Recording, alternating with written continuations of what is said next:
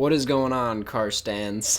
Now, most of you have known me for about 2 years now. In those 2 years, I've reviewed a lot of film, a lot of TV, just a lot of other people's work. You know me because of the stuff that I love and the stuff that I hate, not because of anything that I myself have made. Besides, of course, the short film that I dropped a few months ago. And believe it or not, despite the non-existent budget and the lousy execution, that wasn't my first short film. In fact, I've made over 20 short films over the course of my filmmaking career. For some context, my junior year of high school, I decided that I was going to make one short film a month for a whole year. I did it because it seemed like a good challenge, I would get to practice my filmmaking abilities, and at the end of the day, it ended up being pretty beneficial. But again, these are high school short films. They're not anything to brag about. But looking back at it, I would say that they were pretty ridiculous and fun to look back on.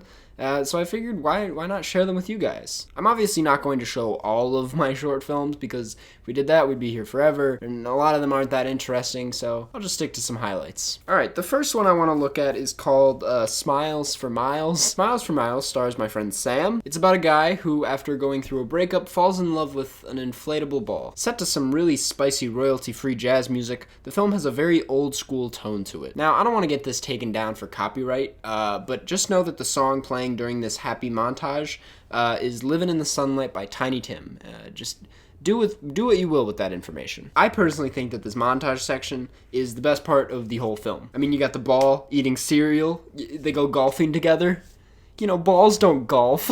I think the montage is also the worst part. I mean, it's like half the story. It's half the film. Like, it takes up most of the runtime. I really didn't have a sense of time when I was doing these short films. I didn't know much about film structure or what a movie is. So I just thought that filming people doing different things, that was a scene. Also, spoiler alert, the ball does run away and never returns. So at the end of the day, there's not a lot of progress being made here. You know, we don't know who the guy is. We don't know who the ball is. There's no character progression. I mean, if I had to go back and redo this, I would obviously add more to it. I'd make the montage a little bit shorter. I'd let us know who the guy was. I'd give it some sort of purpose. But I'm not going to be too hard on this because, you know, in my opinion, it's pretty fun. It's kind of entertaining. Gets the job done. I guess I'll give Smiles for Miles 2.5 out of 5.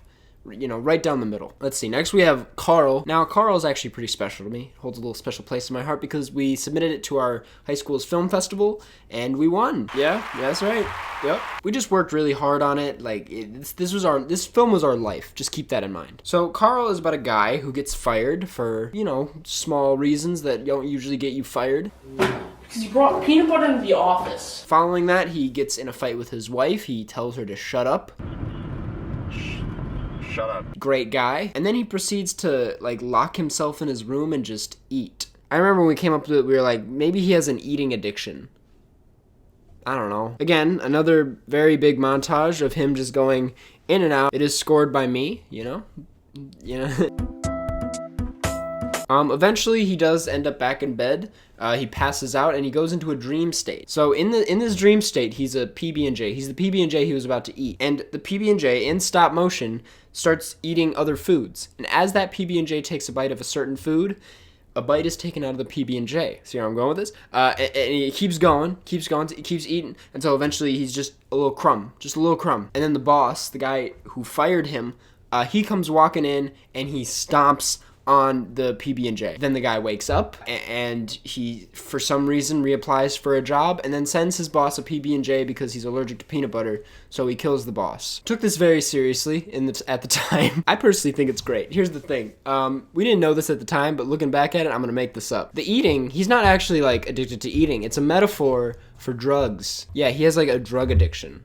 And that's all I got for that. It had some potential. We made a movie about essentially nothing. I'm gonna give Carl a 7 out of 10. Doesn't get any higher than that. I thought the execution could have been a bit better. We could have made it a bit more interesting, but it deserves a solid 7. Yeah. Next up, I decided to get kind of athletic with it. I got a sports movie. This one was called Keep on Swinging.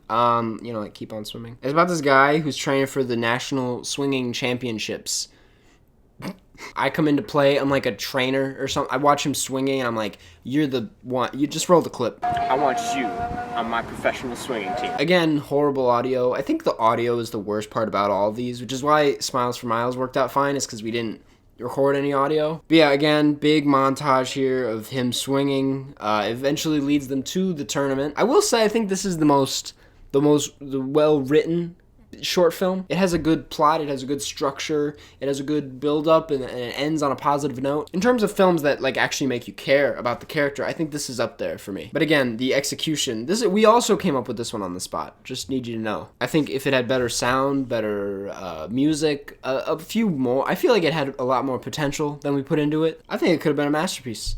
I think it could have been something really great. But yeah, honestly, I have not much else to say about it. It's just a pretty entertaining one. I'm gonna give Keep on Swinging an 8 out of 10. Why not? Next we have Fork in the Road, which in my opinion is the best one in this bunch. Fork in the Road, I'm gonna run through the synopsis. It's about a guy. He falls in love with a fork. He catches the fork cheating on him with a spoon, and then he kills himself with a knife. I think it's genius. I think it's one of the best ideas out there.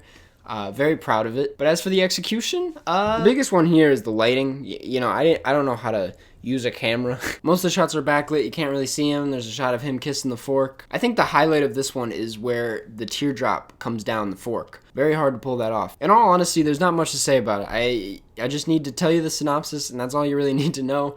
I think this is one of the best things I've ever done in my life. I'm gonna give this one a 9 out of 10. Would be a 10 out of 10 if some of the shots weren't backlit, but man, this thing's great. I think I submitted this to colleges. And lastly, we'll talk about Pine. The one that I released a few months ago. Pine, while it has sort of become a meme on this channel, was actually a film that I was very happy about. I spent a good amount of time writing it, good amount of time planning it out. It was initially going to be a stop motion film. I tried that for like a month. I bought so many supplies and then it failed miserably and I just gave up. So I brought my friend along, who is the guy from Keep on Swinging, Brendan Gibbons. I said, hey, we're not gonna show your face because no one wants to see that. There is a significance behind the mask and the whole thing really, but I'm not gonna get into that. Honestly, it did what I wanted it to do. It got the point across. Of course, the execution with like the masking did not go so well. I'm not very good at After Effects or any of that. But besides that, I'm really kind of genuinely happy about how that film turned out, and I don't care what anyone says. At the end of the day, I'd probably give Pine like an 8 out of 10. There's obviously a lot I would change if I had the opportunity to, but it is what it is. If you guys want to watch these full short films, I just made them public on my second channel, which will be in the description. Please go easy on them. A lot of these guys are my high school friends. They don't really deserve all that hate. Besides Brendan Gibbons, please roast him if you want. But that'll have to do it. This was kind of an easy video. I'm going to Sundance this weekend, so I just wanted to get something out for you guys. But yeah, thank you guys so much for watching, and I will see you guys in the next one.